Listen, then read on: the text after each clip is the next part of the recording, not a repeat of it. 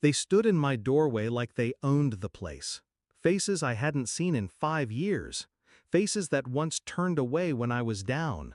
And the first words out of their mouths weren't, "How are you?" or "We're sorry." No. It was my brother, smug as ever. "You don't have a family. We'll take the house." I didn't answer. I didn't need to. My hand slipped into my pocket. I pressed the 3 numbers. 911. 5 years earlier, I would have begged them to stay. Back then, I was nothing. Jobless, beaten down, barely standing. I knocked on their doors, hoping blood meant something. It didn't. I remember the look in my mother's eyes when she shut me out. Cold. Final. I slept in my car for weeks after that. Alone, hungry, humiliated. No one called. No one asked if I survived. That night, in the driver's seat of a rusted sedan, I made myself a promise. If I ever clawed my way back, I would never give them the chance to break me again. I started with nothing but time and desperation. First a job, hard, dirty, but steady. Then another, better. I studied at night, grinding until my eyes blurred. One opportunity turned into 10. 5 years. 5 years of sacrifice, silence, and rebuilding. Brick by brick, I made a life for myself. I bought a house.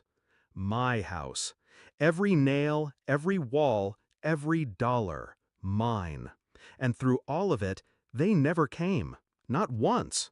So when I saw them on my porch that morning, dressed in entitlement and greed, I felt nothing. No anger, no sadness, just clarity. My sister sneered, eyeing the framed deeds on the wall. "Nice place. Shame it won't be yours for long." They thought I was still that desperate kid. They didn't see what I had become.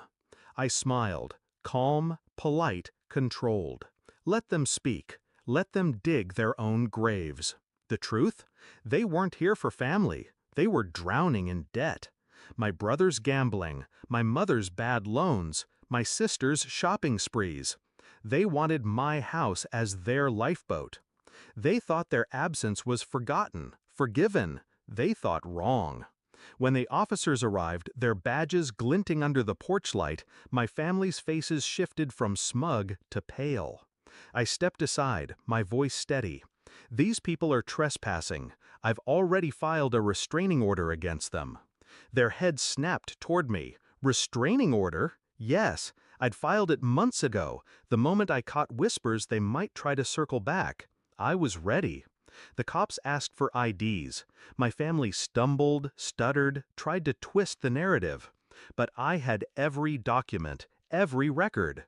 They were nothing here. Not family, not welcome, not entitled. As the officers escorted them out, my brother snarled, "You'll regret this. You'll die alone in this house." I leaned in, close enough for him to hear the calm in my voice. Better alone in my own house than surrounded by snakes in theirs. His fury cracked, but I didn't flinch, not anymore. The truth is, revenge isn't always loud. Sometimes it's silence.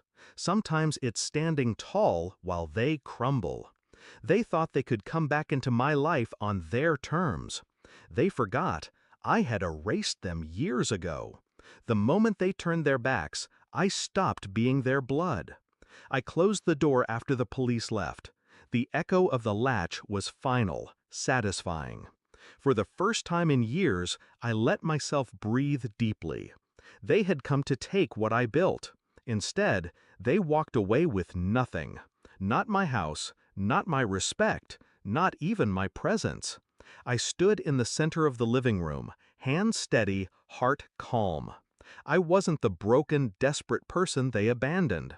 I was proof that survival can turn into strength, that rejection can turn into resolve. They lost me 5 years ago. Today only reminded them of it. And as for me, I don't carry anger anymore. I don't need to.